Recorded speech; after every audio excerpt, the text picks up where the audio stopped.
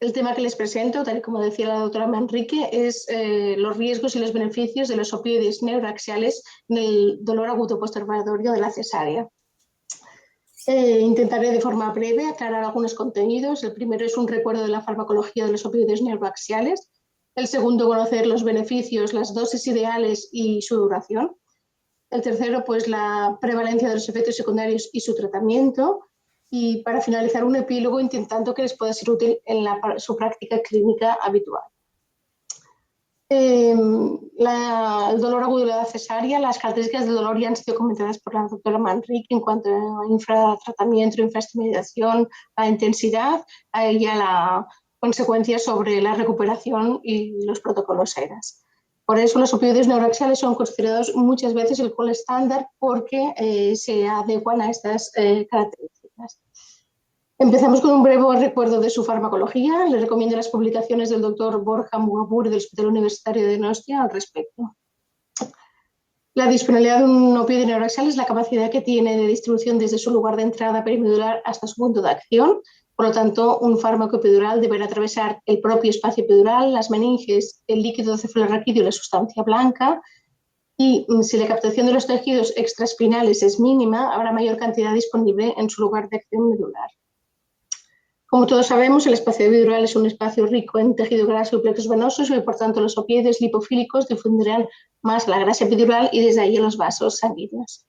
Las principales barreras que los opioides neuraxiales se encuentran al atravesar las meninges son la primera, la red capilar de la dura madre, en la que hay los opioides lipofílicos una vez más podrán ser aclarados en la circulación, y segunda, la aracnoides, en la que su permeabilidad es inicialmente proporcional a la liposolubilidad, pero hasta una cifra moderada de coeficiente de distribución octano-buffer. A partir de ahí, a medida que aumenta la liposolubilidad, no aumentará la permeabilidad. Esto explica por qué algunos opioides de liposolubilidad intermedia, por ejemplo el fentanilo, consiguen un mejor movimiento a través de las meninges. En el líquido cefalorraquídeo, como todos sabemos, la difusión rostral de los opioides neuraxiales depende de su tasa de aclaramiento. Los opioides hidrofílicos, como la morfina, tienen menor aclaramiento, por lo que residen más tiempo en el líquido cefalorraquídeo y tendrán mayor difusión rostral. Esto provoca, como sabemos, los efectos secundarios supraespinales, que son tardíos. Por último, en la médula espinal, la sustancia gris está rodeada de un manto de sustancia blanca que está constituida fundamentalmente por lípidos, un 80%. Y entonces ahí, una vez más, tendrán más afinidad a los opioides lipofílicos que serán aclarados por el plasma. En consecuencia de todo esto, la biodisponibilidad de los opioides lipofílicos como el fenta o el sulfentanilo sobre los receptores medulares es inferior a los hidrofílicos como la morfina, pero me gustaría aclarar el concepto que, a pesar de que la acción analgésica se produce por un mecanismo no específicamente medular, su administración espinal de estos opioides está justificada respecto a la sistémica, en el sentido de que le da mejor calidad analgésica con menos efectos secundarios. Esta biodisponibilidad de la que les he hablado hasta ahora, pues es la que determina la selectividad de los opioides neuraxiales por los receptores de la médula espinal, en mayor o menor medida dependiendo de la vía de administración, sea intradural o epidural. Esto condiciona que el inicio de acción de cada uno de los fármacos y su duración. La hidromorfona y la morfina tienen una alta selectividad tanto si son administrados por vía intradural como por vía epidural para los receptores espinales de los opioides. En Estados Unidos y en otros países del continente americano, la escasez de morfina requería morfina sin conservantes para la administración intratecal hizo buscar unas alternativas que no fuese la morfina. Entonces, la hidromorfona fue una alternativa, siendo un opioide hidrofílico con alta selectividad por medular, tanto intradural como epidural, pero con ciertas ventajas respecto a la morfina. Su menor hidrosolubilidad le daba un mejor índice octanol buffer y, por tanto, un inicio de reacción más rápido que la morfina, y además presentaba una duración de acción moderada, que a priori puede no parecer interesante, pero daba lugar también a un riesgo más bajo de presión respiratoria. La calidad de la analgesia se ha demostrado que parece ser similar con menores efectos secundarios. La metadona es otro opioide epidural que aporta analgesia espinal, pero moderada, con una duración de acción prolongada que se debe pues, a su acumulación en el plasma y a sus efectos supraespinales. Su mecanismo de acción está mediado además por opioides endógenos del sistema serotoninérgico, noradrenérgico y antagonistas de los NMDA. Su efecto espinal analgésico tiene una potencia más débil que la morfina, con menor duración de acción, unas 4-8 horas. Además, por ficha técnica, la excluye tanto de la gestación como de la lactancia, y el riesgo de presión respiratoria puede durar una media de 18 horas, atribuible a la baja tasa de eliminación plasmática, aún mayor en los casos en los que se utiliza como tratamiento crónico. Respecto a la administración intradural con fármacos hidrosolubles, vemos que tenemos la morfina y la hidromorfona que hemos comentado, y la diamorfina. La diamorfina es un opioide más usado en el Reino Unido, a diferencia de otros países. La mayor parte de las unidades de obstetricia usan este opioide. Esta es una encuesta que se dio de hace ya unos cuantos años, pero refleja lo que sigue siendo actualmente. Las guías NICE recomiendan las dosis de 300 a 400 microgramos intratecales de diamorfina y de 2,5 a 5 miligramos epiridurales de morfina. Lo que me ha sorprendido de estas guías es que la diamorfina está fuera de ficha técnica, pero evidentemente avaladas por estas entidades. La diamorfina es un profármaco inactivo, pero que se metaboliza rápidamente por esterasas en el tejido nervioso, produciendo un 77% de morfina. Tiene una liposolubilidad intermedia, por lo que tiene también un menor inicio de acción, pero una menor duración, y por lo tanto tiene también menos de efectos secundarios como la depresión respiratoria. Se ha demostrado además que la calidad analgésica es similar a la morfina. Pasamos al segundo bloque de presentación para conocer cuáles son los beneficios de elegir los opioides neuraxiales. El hecho diferencial de la cesárea que comentaba la doctora Manrique respecto al resto de cirugías hace que no nos tengamos que proponer un plan analgésico distinto que el resto de intervenciones. No solo respecto al paso de los fármacos a la leche materna, sino también a la interferencia de la recuperación de la madre en el postoperatorio. Para conseguir, se propone en todos los pacientes una analgesia multimodal, como comentaba la doctora Manrique, y el hecho que la anestesia neuraxial sea la anestesia recomendada para las cesáreas hace que los opioides neuraxiales sean la parte fundamental de la analgesia multimodal, junto con el paracetamol y los AINES. Su cumplimiento se ha convertido en objetivos de las cesáreas en muchas instituciones, además respaldados por los intereses de los programas ERAS de las cesáreas y también los planes para reducir el consumo de opioides ambulatorios a la alta. Tras la conocida epidemia de los opioides de Estados Unidos, que se llegó al punto al trabajo publicado en 2016, que decía que 1 de cada 300 mujeres que habían sido sometidas a cesárea y que antes no habían recibido opioides se volvían usuarias persistentes de los opioides. Una de las principales ventajas de los opioides neuraxiales es su fácil administración. Requiere una dosis única intraoperatorio, como todos sabemos, y se elimina la necesidad de mantener catéteres con vías de perfusión o PCAs en el postoperatorio, con los inconvenientes para la madre y su recuperación, y también para la sobrecarga alta del personal sanitario. Ya en el 2010, Bonet demostró que, comparados los opioides sistémicos respecto a las neuraxiales, estos últimos presentaban menores puntuaciones de las escalas del dolor, prolongaban los intervalos de tiempo hasta el primer rescate analgésico y tenían mayor satisfacción materna. Además, disminuían la exposición del neonato a través de la lactancia de los fármacos. Sin embargo, esto sí, respecto a los opioides sistémicos, presenta mayor incidencia de prurito y náuseas. Respecto a la vía preferida de administración intratecal respecto a epidural, parece que ambas vías la morfina presenta una similar calidad analgésica y más o menos una misma incidencia de efectos secundarios. Sin embargo, la administración intratecal presenta un inicio de acción más temprano y un menor paso de morfina a la circulación. La elección de una a otra, sin embargo, viene determinada por el tipo de anestesia realizada en quirófano y solo en los casos de anestesia combinada intraepidural se prefiere la anestesia intradural.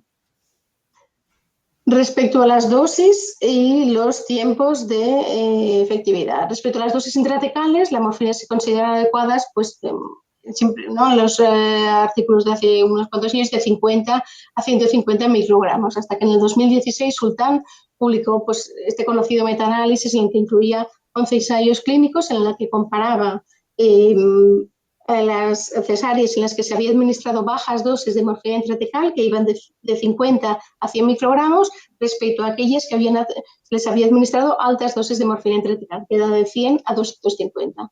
La variable principal que miraron fue el tiempo hasta el primer rescate de morfina.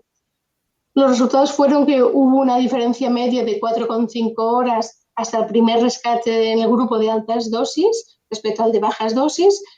Sin embargo, los valores de las escalas del dolor a las 12 y 24 horas fueron similares en los dos grupos. Las náuseas, los vómitos y el prurito fueron mayores en las dosis en el grupo de altas dosis. Y como un poco crítica, hay que decir que en realidad, claro, este metaanálisis del 2016 sí se basaba sobre estudios en los que todavía no se había puesto en marcha la analgesia multimodal. Solo 8 de los 11 la llevaban. Además, si nos fijamos en los intervalos de duración de ambos grupos, eran muy amplios. Es decir, uno en el grupo de dosis bajas de morfina va de 10 a 27 horas y el otro es de 14 a 40. El mismo año, Berger hizo un randomizado de 144 pacientes en las que les administra en grupos separados de 50 microgramos de morfina, 100 y 150, y evalúa en ellos la escala del dolor, el consumo de morfina y los efectos secundarios. Se presentaron resultados similares en todos los grupos, excepto mayor prurito en el grupo de altas dosis. Por todo ello, el intervalo de dosis óptimas de la morfina va de 50 a 100. En el mismo sentido, pero con una intención distinta, Brendan Carvalho, que es un autor que ha publicado muchos trabajos de las expectativas y las preferencias de las mujeres en la analgesia de las cesáreas previas a las mismas, realizó un trabajo en que dejaba elegir a la gestante con una cesárea programada si quería altas o bajas dosis de morfina. Es decir, le dejaba elegir entre los 50 o 150, explicándole los efectos secundarios. Se vio que las mujeres que habían elegido las altas dosis en realidad eran también las que habían requerido mayores dosis de rescate con oxicodona. Sin embargo, las tasas de satisfacción fueron altas. Respecto a la epidural, pues desde los trabajos de la Bonet ya se sabe que las dosis adecuadas de morfina son entre 2 y 3 miligramos, o sea que a partir de ahí tenemos un efecto techo en el que los efectos secundarios aumentan mucho sin ningún beneficio analgésico, y una revisión sistemática de diversas dosis de morfina epidural después de la cesárea informó pues, que el tiempo medio hasta la primera solicitud de analgesia era de 19 horas, también con un rango de 5 a 30 aproximadamente. Para saber si menores dosis de las de ese intervalo de S3 podían ser administradas, Sain realizó un randomizado en 2013 en el que estudió el efecto de la morfina epidural en dos grupos de 1,5 miligramos respecto a 3 miligramos, y la variable principal era la duración del efecto analgésico, y ahí demostró que no había inferioridad. Él sí que había administrado un régimen multimodal en ambos brazos del ensayo. Encarando ya el tercer bloque de los contras de los riesgos de la administración de los opioides neuroaxiales, pues realmente el prurito que se produce después de la administración de opioides neuroaxiales es mucho más frecuente en las gestantes que en la población no obstétrica, por razones realmente no aclaradas. Su incidencia es dosis dependiente, y a la dosis que se administra para las cesáreas, Sultan en su metaanálisis encontró una incidencia de un 50 a un 80%. Existen series, por ejemplo, con una revisión de Jurashevich, que las aumenta de 60 al 100%. La distribución de este prurito, como todos sabemos, es una distribución a nivel del trigémino, y aunque su incidencia es tan alta, la verdad es que no todas las gestantes que tienen prurito necesitan tratamiento. La etiología del prurito no está del todo aclarada, sin embargo, lo que sí está claro es que no intervienen los antihistamínicos, y el tratamiento con antihistamínicos es realmente, su efecto son supraespinales por la sedación, pero no por el efecto de reducir el prurito. Se han postulado muchos mecanismos y se ha estudiado bastante el tema sin ver que no hay un mecanismo único, sino que intervienen bastantes. Hay una activación del centro del picor en el sistema nervioso central, y hay también pues, la teoría que el dolor y el prurito están asociados por las fibras C, tanto a nivel medular como a nivel periférico, con un proceso de sensibilización que hace que cuando se inhibe el dolor, se estimula el prurito. La prevención por el prurito inducida por opioides neuraxiales es compleja, a pesar de que hay bastante investigación sobre el campo, realmente no queda muy clara. Han sugerido que lo más efectivo son el uso de dosis analgésicas mínimas para los opioides neuraxiales, o sea que lo único efectivo es realmente reducir las dosis mínimas.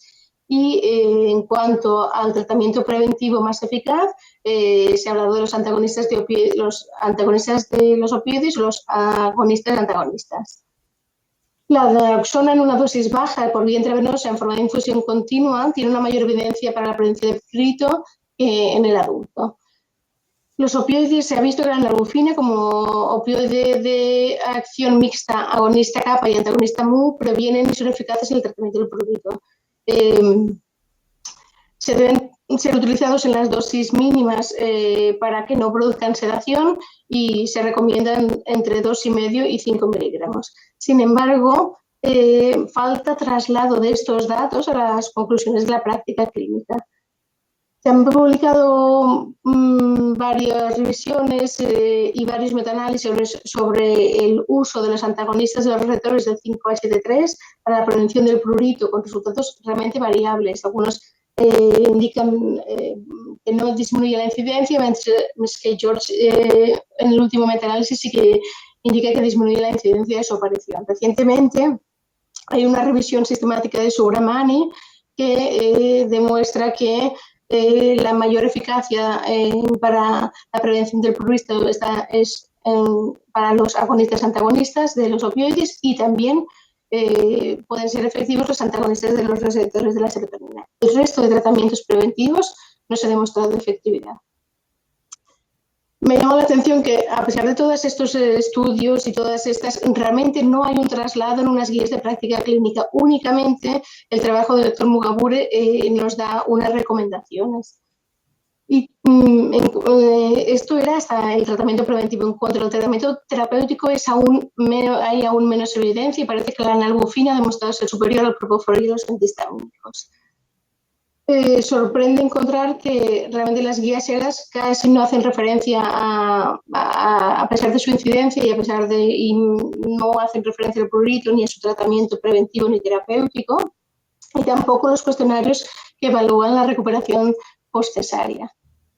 Con lo cual esperaremos un poco a ver si las guías de práctica clínica nos dan algún consejo un poco más. En cuanto al segundo efecto secundario, en cuanto a incidencia, sabemos que las náuseas y los vómitos secundarios a los opioides neuraxiales aparecen aproximadamente en un 33% de los casos y el mecanismo de acción se debe tanto a su absorción sistémica como a su migración cefálica. Los mecanismos implicados son interacciones del área postrema, la sensibilización del aparato vestibular y la disminución de la motilidad gástrica, y debido a todos estos mecanismos de acción distintos, también los fármacos preventivos y terapéuticos también usan distintos mecanismos de acción. Aquí, igual que en la población osteopática, se recomienda utilizar tratamientos preventivos y terapéuticos con fármacos de distintos mecanismos de acción. Y aquí sí que las guías ERA son muy claras en incluir el tratamiento preventivo de las náuseas y los vómitos. Se recomienda una doble profilaxis de náuseas y vómitos intraoperatorios y postoperatorios, además de evitar aquellos factores de riesgo que intervienen también en las mismas, que no solo son los opioides neuraxiales, sino, como sabemos, muchos otros situaciones. Las náuseas y los vómitos sí que son incluidas en los ítems de valoración de los cuestionarios de evolución postoperatoria y, por lo tanto, aquí sí que en la práctica clínica tenemos mucho más ayuda. En cuanto a la depresión respiratoria, es la última de los efectos secundarios que trataremos y de menor incidencia, y sabemos que es una complicación rara, pero obviamente consecuencias devastadoras. Cuando se analizan los casos de depresión respiratoria, también en población no obstétrica, se ve que muchas veces se relaciona con mal control de postoperatorio y que la gestante, aunque tiene por sus cambios fisiológicos y no tener comorbilidades, tiene menor riesgo de depresión respiratoria, pero Sharawi hizo una revisión sistemática reciente en la que analizó todos los casos de depresión respiratoria y estimó la incidencia de 1 cada 10.000 anestesias por cesárea. Sí, en realidad los trabajos que miden la PCO2 ven que estos eventos son mucho más frecuentes, se eleva la PCO2 mucho más frecuentemente de lo que la clínica, los eventos clínicos que se evidencian, y se ha extendido su monitorización en el postoperatorio. La SOAP elaboró un documento de consenso muy interesante en el que nos aclaraba las recomendaciones de la monitorización tras la administración de morfina hidroxel para la analgesia de la cesárea, y era muy claro cómo dividía las dosis de morfina administradas entre ultra bajas, que es cuando se administra intradural de menos de 50 microgramos, o baja cuando o epidural cuando es menos de 1 miligramo. Después las bajas, que son las dosis que digamos las habituales, de 1 a 3 miligramos para la epidural y de 50 a 150 para la intradural, y las altas serían las siguientes. En este documento de consenso nos explica muy claramente que si la paciente tiene unos factores de riesgos preoperatorios de depresión respiratoria, que son la obesidad con un IMC más de 40, comorbilidades neurológicas cardiopulmonares o un SAOS, esta paciente necesitará una monitorización muy concreta, que es cada hora durante las 12 primeras horas y cada 2 horas cada 24. Solo las pacientes con dosis ultra bajas, que en realidad no son de práctica clínica habitual, no necesitan monitorización. Y nuestras dosis, que son las habituales, que son las que el documento de consenso se llama bajas, requieren, si la paciente no tiene ni factores de riesgo preoperatorios ni factores de riesgo postoperatorios, es necesario y obligatorio hacer una monitorización cada hora las 2 primeras horas y cada 2 horas las 12 primeras. ¿Vale? Esto esta monitorización hay que extenderla no solo al personal de enfermería, sino a todo el que cuida, no solo a las matronas en las salas de parto, sino cuando la paciente llega a la planta, y adaptar las situaciones, los factores de riesgo como las gestantes obesas, la morfina administrada. Con todo lo comentado hasta ahora, pues las conclusiones que realmente los beneficios de la administración de los opioides neuraxiales en una analgesia multimodal es que, por una parte, es que son de muy fácil administración, evitando el uso de catéteres y dispositivos del postoperatorio, que las dosis recomendadas de 50 a 100 pues, permiten una calidad analgésica con un intervalo de tiempo adecuado, que las dosis epidurales de 1,5 parecen ser igual de eficaces que las 3, con menos de 3 miligramos con menos efectos secundarios, y que se dispone de opioides hidrofílicos nuevos que aportan la misma calidad analgésica con una menor duración y menos efectos secundarios. En cuanto a los riesgos, pues saber que estos riesgos son dosis dependientes y que por tanto podremos adaptarnos. Si la paciente tiene factores de riesgo para tener náuseas, vómitos, prurito, podremos adaptar las dosis de morfina a ello, que la incidencia de prurito es muy alta, pero que todavía las guías no son muy claras en cuanto a nuestra actuación clínica.